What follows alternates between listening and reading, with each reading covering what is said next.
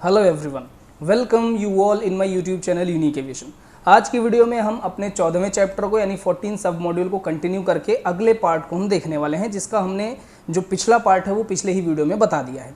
Next part में हमें ये देखना है कि कैसे डिफरेंट टाइप के मटेरियल्स को हम हैंडल करेंगे, यानी जब उन पर काम करेंगे तो क्या स्पेशल प्रिकॉशन लेंगे। इसके अलावा हम देखेंगे कि जब सीट मेटल्स पर हम काम कर चुके होंगे तो किन बातों का हमें इंस्पेक्शन करना होगा।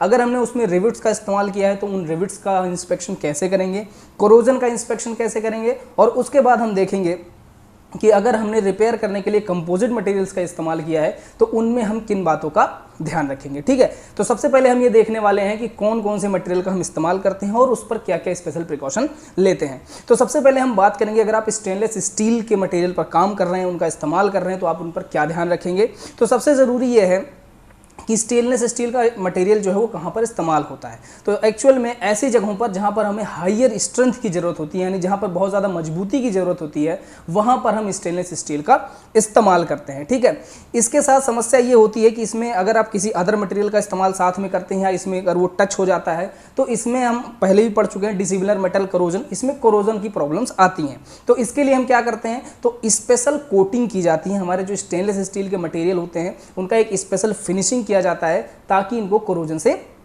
बचाया जा सके।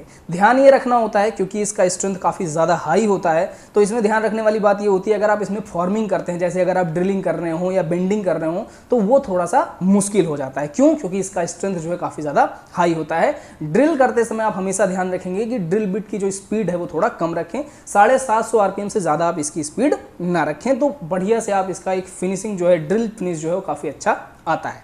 ठीक है, इसी का एक अलॉय है इनकोनेल, जिसमें हम निकल और क्रोमियम को आयरन के साथ मिक्स करते हैं।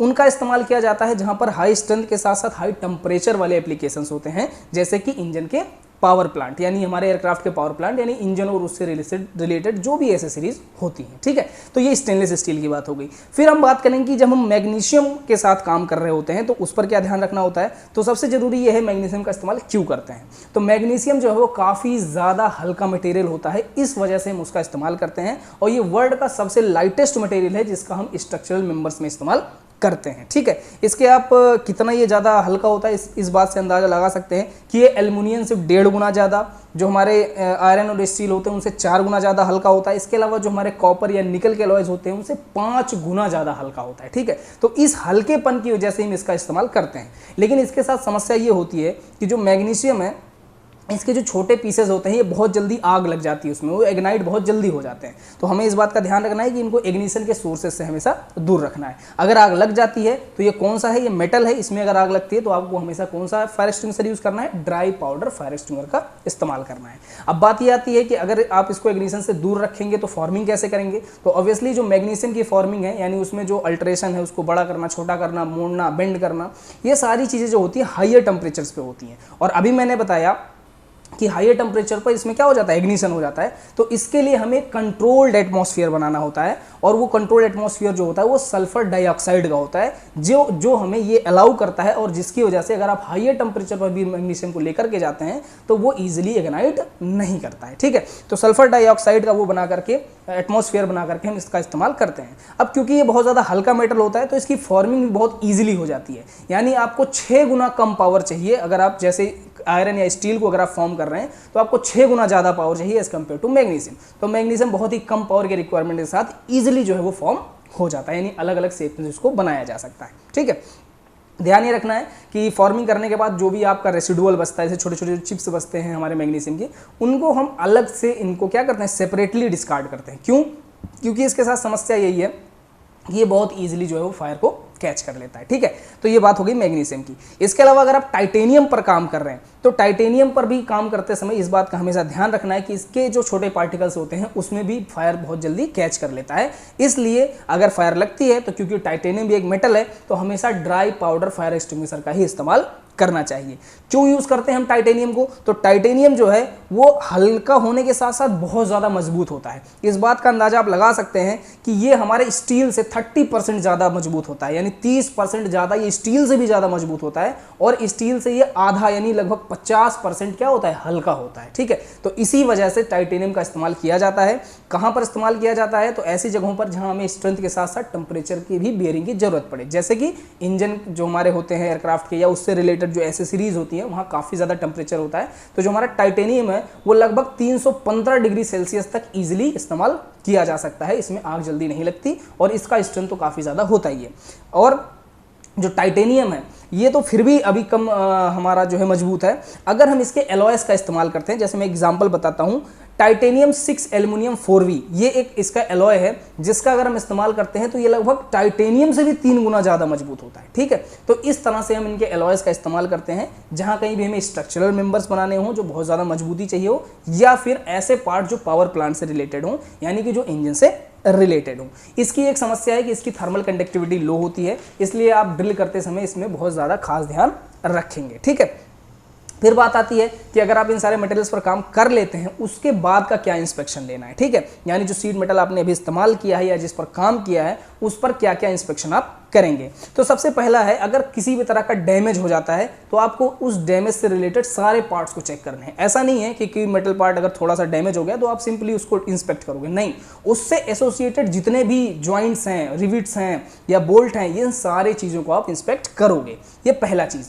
दूसरा, अगर कोई डैमेज नहीं भी होता है तो ओकेजनली यानी टाइम टू टाइम बेसिस पर आप इनका इंस्पेक्शन करोगे, ये देखने के लिए कि कहीं पर भी कोई ऐसा क्रैक या कहीं पर कोई ऐसा डैमेज हो तो नहीं गया है। ठीक है, इसके अलावा अगर कोई रिविट लूज है तो उसका इस्तेमाल, उसका पहचान क्या है, वो क्या करेगा, अपने आसपास के पेंट को धीरे धीरे क्या करेगा, क्रैक करना चालू कर देगा। ठीक है, तो हमारा नेक्स्ट इंस्पेक्शन भी यही है कि आप रिविट्स पर क्या क्या चीज़ें इंस्पेक्ट करोगे। तो पहला तो यही है, अगर उसके पेंट या प्राइमर्स कहीं से क्रैक्ड हैं तो इसका मतलब होता है कि वो जो रिविट है वो लूज है। ठीक है, दूसरा, अगर रिविट का कोई इलोंगेशन हो गया, यानी जहां पर रिविट लगा हुआ अगर उसका होल जो है इलोंगेट हो गया है, बड़ा हो गया है, तो इमीडिएटली आपको क्या करना है, उस रिविट को हटा करके उससे लार्जर रिविट वहां पर लगा देना है। अगर किसी तरह का हेड जो है रिविट का वो डैमेज है तो आपको एएमएम को कंसल्ट करना है, यानी एयरक्राफ्ट मेंटेनेंस मैनुअल को कंसल्ट करना है, और ये देखना है कि क्या वो अलाउड है या नहीं है। अगर वो छोटा क्रैक है तो ऑब्वियस सी बात है वो अलाउड होगा, तो आप उसको छोड़ दें, लेकिन अगर उसमें रिपेयर या रिप्लेसमेंट का प्रोसीजर है तो आप उसको तुरंत के तुरंत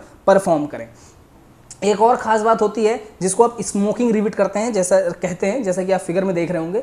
ये एक्चुअल में होता है जब रिविट का मूवमेंट होने लग जाता है, यानी वो अपनी जगह से बहुत ज़्यादा शिफ्ट होने लगता है बार बार बार बार। तो ऐसे कंडीशन में क्या करता है, वो अपने नीचे वाले मेटल को क्या करता है, डिग्रेड कर देता है, और क्योंकि हवा में एयरक्राफ्ट आगे बढ़ता है तो ये पीछे की तरह की स्मोक लाइक का एक हमारा स्ट्रक्चर तैयार हो जाता है। इसको बोलते हैं स्मोकिंग रिविट। ठीक है, तो इस बात का भी हम ध्यान रखेंगे। इसके अलावा जिस भी मेटल पर आपने काम किया उसका कोरोजन इंस्पेक्शन करना भी बहुत जरूरी है। ऐसा तो नहीं है जिस मेटल पर आप काम कर रहे हैं वो कोरोजिव है, यानी उसमें कोरोजन हो रहा है।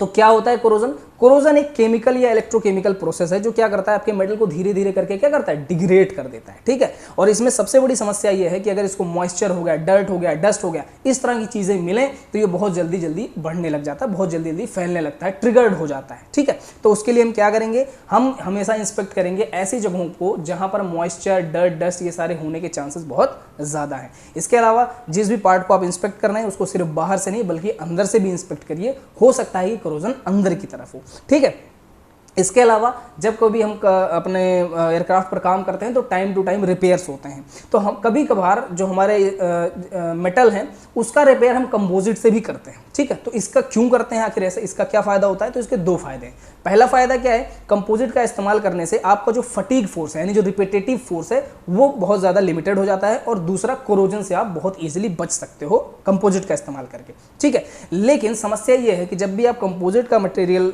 लेकर के रिपेयर कर रहे हो तो उसके लिए कंट्रोल इन्वायरमेंट चाहिए, यानी जो इन्वायरमेंट है उसका टेम्परेचर, ह्यूमिडिटी हो गया, क्लीननेस हो गया, ये सारी की सारी चीज़ें कंट्रोल्ड होनी चाहिए। क्यों? क्यों तभी एक अच्छा जो है वो बॉन्डिंग बन पाएगा, एक अच्छा रिपेयर हो पाएगा। तो कुछ मटेरियल्स हैं जिनका इस्तेमाल हमें करना पड़ता है जब हम कंपोजिट का इस्तेमाल करते हैं। वो एक क्वेश्चन भी है डीजीसीए का, तो उसमें क्या आता है, पहला है हीट बॉन्डर, हीट लैम्प्स हो गए, हॉट एयर का कोई सोर्स हो गया, और हीट ब्लैंकेट्स हो गए। इन चीज़ों का इस्तेमाल किया जाता है ताकि टेम्परेचर को एक एलिवेटेड टेम्परेचर पर यानी कि हाइयर टेम्परेचर पर मेंटेन किया जा सके। ठीक है, इसके अलावा जो कंपोजिट्स हैं अगर आप उनसे रिपेयर करते हो तो उसमें कुछ इंस्पेक्शन अलग से हमें करने होते हैं। जनरल इंस्पेक्शन के अलावा आपको डीलेमिनेशन, क्योंकि हम जानते हैं कंपोजिट जो होते हैं वो एक ऐसे मटेरियल हैं जो बहुत सारे परतों से मिलकर बने होते हैं। तो परतें क्या होती हैं, वो एक दूसरे से चिपकी हुई होती हैं, हो सकता है कि वो छोड़ दें, ठीक है, उसी को बोलते हैं डीलेमिनेशन। तो इनको डीलेमिनेशन के लिए चेक करना बहुत ज़रूरी होता है। कैसे करेंगे आप, तो उसके लिए अल्ट्रासोनिक इंस्पेक्शन होता है, रेडियोग्राफिक इंस्पेक्शन होता है, एकॉस्टिक एमिशन इंस्पेक्शन होता है, ये सारे इंस्पेक्शन करने होते हैं। लेकिन क्योंकि ये बहुत भारी भरकम इंस्पेक्शन है, इसलिए आप छोटा सा इंस्पेक्शन होता है टैप टेस्ट का। यानी अगर आपने घर में भी किया होगा, कोई परत वाली चीज़ है, आप उस पर ऐसे ऐसे ठोकर मारेंगे, टैप करेंगे तो एक अलग आवाज़ आती है अगर वो छूट गया यानी डीलेमिनेट हो गया। तो इसी तरह से हमारा जो टैप टेस्ट है, इसको कॉइन टेस्ट भी बोलते हैं, 2 आउंस का एक छोटा सा हैमर होता है, उससे अगर आप टैप करेंगे इसके ऊपर, अपने मेटल सीट के ऊपर, तो वो इजीली आपको आवाज़ सुन के आप बता सकते हैं या जान सकते हैं कि क्या ये डेलेमिनेट हुआ है या नहीं हुआ है। ठीक है, ये चीज़ हमें इंस्पेक्ट करना है। इसके साथ साथ एक और इंस्पेक्शन करना है, जो कंपोजिट मटेरियल्स होते हैं वो फटीग को भी बचा लेते हैं, कोरोजन को भी बचा लेते हैं, लेकिन उसके साथ एक समस्या ये होती है कि वो कंडक्टिव नहीं होते हैं, यानी इलेक्ट्रिकल कंडक्टिविटी उसकी खत्म होती है, एकदम लो होती है। तो उसके लिए हम क्या करते हैं, तो रिपेयर करते टाइम हम जो हमारा कंपोजिट मटेरियल होता है, या तो मैन्युफैक्चरिंग के टाइम पर या रिपेयर के टाइम पर, उसके अंदर हम कुछ एल्युमिनियम का मेटल जो है वो मिला देते हैं। तो इससे क्या होता है, वो पूरी तरह से कंडक्टिव भी हो जाता है और हमारे एयरक्राफ्ट के लिए सूटेबल भी हो जाता है।